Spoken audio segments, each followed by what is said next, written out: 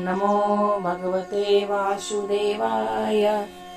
श्री हरि की जय, भगवान विष्णु की जय, लक्ष्मी मैया की जय। श्री कृष्ण गोविंद हरे मुरारे, हे नाथ नारायण वासुदेवा। राधे राधे दोस्तों, आज मैं आपके लिए लेकर आई हूँ पाप मोचनी एकादशी की कथा, उसका महत्व और पूजा विधि। अगर आपको इसकी पूरी जानकारी चाहिए और कथा का पूरा फल प्राप्त करना है तो इस वीडियो को लास्ट तक देखें। पाप मोचनी एकादशी का व्रत 25 मार्च को रखा जाएगा। मान्यता है कि इस एकादशी को करने से सभी पापों से छुटकारा मिलता है। दोस्तों, हिंदू धर्म में चैत्र माह बहुत खास माना जाता है, क्योंकि इसी महीने से नए साल की शुरुआत होती है।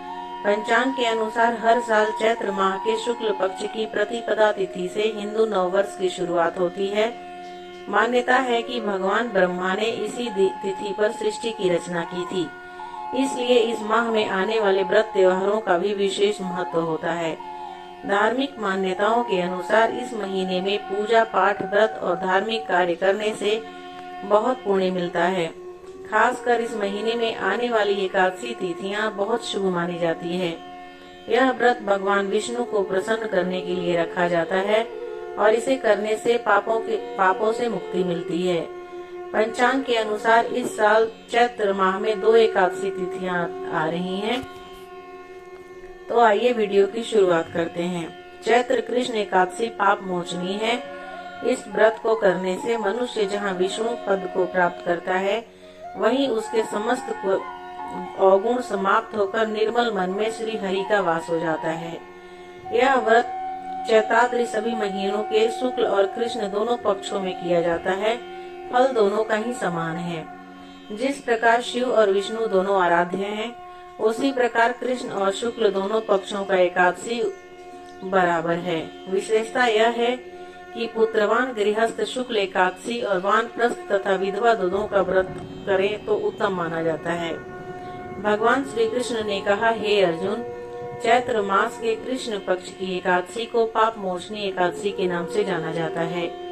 एक बार की बात है, पृथ्वीपति राजा मंधाता ने लोमश ऋषि से यही प्रश्न किया था जो तुमने मुझसे किया है। अतः जो कुछ भी ऋषि लोमश ने राजा मंधाता को बताया, वही मैं तुमको बता रहा हूँ।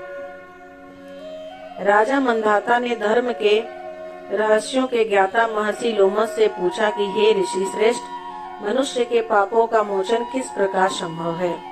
कृपा करके कोई सरल उपाय बताएं, जिससे सभी को सहज ही पापों से छुटकारा मिल जाए। तो लोमश ऋषि ने बताया कि प्राचीन समय में चैत्रथ नामक एक वन था। उनमें अप्सराएं किन्नरों के साथ विहार किया करती थी। वह सदैव वसंत का मौसम रहता था, अर्थात उस जगह सदा नाना प्रकार के पुष्प खिले रहते थे। कभी गंधर्व कन्याएं विहार किया करती थी, कभी देवेंद्र अन्य देवताओं के साथ क्रीड़ा किया करते थे। उसी वन में मेधावी नाम के एक ऋषि भी तपस्या में लीन रहते थे। वे शिव भक्त थे। एक दिन मंजू घोषा नाम की एक अप्सरा ने उनको मोहित कर उनकी निकटता का लाभ उठाने की कोशिश की। इसलिए वह कुछ दूरी पर बैठ बीड़ा बजाकर मधुर स्वर में गाने लगी। उसी समय शिव भक्त महर्षि मेधावी को कामदेव भी जीतने का प्रयास करने लगे। कामदेव ने उस सुंदर अप्सरा के भ्रू का धनुष बनाया, कटाक्ष को उसकी प्रत्यंचा बनाई और उसके नेत्रों को मंजू घोषा अप्सरा का सेनापति बनाया। इस तरह कामदेव अपने शत्रु भक्त को जीतने को तैयार हुआ। उस समय महर्षि मेधावी भी युवावस्था में थे और काफी हृष्ट-पुष्ट थे। उन्होंने यज्ञोपवीत तथा दंड धारण किया था। वे दूसरे कामदेव के समान प्रतीत हो रहे थे। उस मुनि को देखकर कामदेव के बस में हुई मंजू घोषा ने धीरे धीरे मधुर वाणी से वीणा पर गायन शुरू किया। तो महर्षि मेधावी भी मंजू घोषा के मधुर गाने पर तथा उसके सौंदर्य पर मोहित हो गए। वह अप्सरा मेधावी मुनि को कामदेव से पीड़ित जानकर उनसे आलिंगन करने लगी। महर्षि मेधावी उसके सौंदर्य पर मोहित होकर शिव रहस्य को भूल गए और काम के वशीभूत होकर उसके साथ रमण करने लगे। काम के वशीभूत होने के कारण मुनि को उस समय दिन रात का कुछ भी ज्ञान नहीं रहा। और काफी समय तक वे रमण करते रहे। उसके बाद मंजू घोषा उस मुनि से बोली, हे ऋषिवर, अब मुझे मेरा समय हो गया है, अतः स्वर्ग जाने की आज्ञा दीजिए। अप्सरा की बात सुनकर ऋषि ने कहा, हे मोहिनी, संध्या को तो आई हो, प्रातः काल होने पर चली जाना। ऋषि के ऐसे वचनों को सुनकर अप्सरा उनके साथ रमण करने लगी। इसी प्रकार दोनों ने साथ साथ बहुत समय बिताया। मंजू घोषा ने एक दिन ऋषि से कहा कि हे विप्र, अब आप मुझे स्वर्ग जाने की आज्ञा दीजिए। मुनि ने इस बार भी वही कहा, हे रूपसी, अभी ज्यादा समय व्यतीत नहीं हुआ है, कुछ समय और ठहरो। मुनि की बात सुन अप्सरा ने कहा, हे ऋषिवर, आपकी रात तो बहुत लंबी है, आप स्वयं ही सोचिए कि मुझे आपके पास आए कितना समय हो गया है, अब और ज्यादा समय का ठहरना क्या उचित है। अप्सरा की बात सुन मुनि को समय का बोध हुआ और वह गंभीरता पूर्वक विचार करने लगे। जब उन्हें समय का ज्ञान हुआ कि उन्हें रमण करते हुए 57 वर्ष व्यतीत हो चुके हैं, तो उस अप्सरा को वह काल का रूप समझने लगे। इतना ज्यादा समय भोग विलास में व्यर्थ चला जाने पर उन्हें बड़ा क्रोध आया। अब वो भयंकर क्रोध में जलते हुए उस तप नाश करने वाली अप्सरा की तरफ भौवें तान कर देखने लगे। क्रोध से उनके शरीर कांपने लगे और इंद्रियां भी बेकाबू होने लगी। क्रोध से थरथराते स्वर में मुनि ने उस अप्सरा से कहा कि मेरे तप को नष्ट करने वाली दुष्टा, तू महापापी और बहुत ही दुराचारणी है, तुझ पर धिक्कार है, अब तू मेरे श्राप से पिशाचनी बन जा। मुनि के क्रोध युक्त श्राप से वह अप्सरा पिशाचनी बन गई। यह देख वह व्यथित होकर बोली, हे ऋषिवर, अब मुझ पर क्रोध त्याग कर प्रसन्न होइए और कृपा करके बताइए कि इस शाप का निवारण किस प्रकार होगा।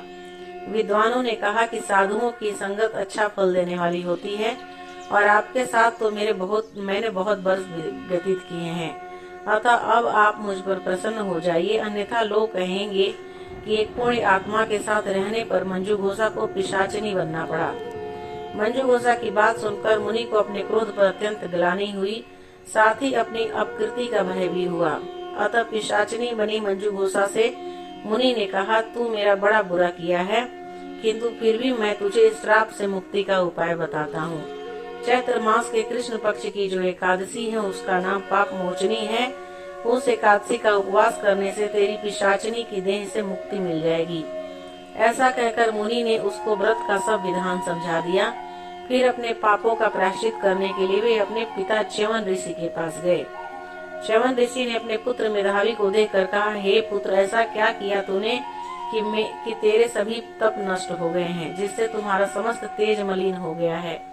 मेधावी मुनि ने लज्जा से अपना सिर झुकाकर कहा, पिताश्री, मैंने एक अप्सरा से रमण करके बहुत बड़ा पाप किया है। इसी पाप के कारण संभवतः मेरा सारा तेज और मेरे तप नष्ट हो गए हैं। कृपा करके आप इस पाप से मुक्ति का उपाय बताइए। ऋषि ने कहा, हे पुत्र, तुम चैत्र माह के कृष्ण पक्ष के पाप मोचनी एकादशी का विधि तथा भक्ति पूर्वक उपवास करो, इससे तुम्हारे पाप भी नष्ट हो जाएंगे। अपने पिता च्यवन ऋषि के वचनों को सुनकर मेधावी मुनि ने पाप मोचनी एकादशी का विधि पूर्वक व्रत किया। उसके प्रभाव से उनके सभी पाप नष्ट हो गए। मंजू घोषा अप्सरा भी पाप मोचनी एकादशी का उपवास करने से पिशाचनी की देह से छूट गई और पुनः सुंदर रूप धारण कर स्वर्गलोक चली गई। हे राजन, इस पाप मोचनी एकादशी के प्रभाव से समस्त पाप नष्ट हो जाते हैं। इस एकादशी की कथा के श्रवण व पठन से 1000 गोदान का फल प्राप्त होता है। इस उपवास के करने से ब्रह्म हत्या करने वाले, स्वर्ण चुराने वाले, मद्यपान करने वाले, अगम्य गमन करने वाले आदि भयंकर पाप भी नष्ट हो जाते हैं और अंत में स्वर्ग लोक की प्राप्ति होती है। इस व्रत को करने से तन मन की शुद्धता प्राप्ति होती है। साथ ही व्रत के दौरान जो व्रती गलत कार्यों को नहीं करने का संकल्प लेता है, उसके सभी दुख भी दूर हो जाते हैं। इससे व्यक्ति को मानसिक शांति मिलती है। भविष्योत्तर पुराण और हरिवासर पुराण में भी मिलता है। कहा जाता है कि जो व्यक्ति इस व्रत को करता है उसे गाय दान करने जितने पुण्य मिलता है, सभी पापों से मुक्ति मिलती है। पाप मोचनी एकादशी के दिन भगवान विष्णु के चतुर्भुज रूप की पूजा करने का विधान है।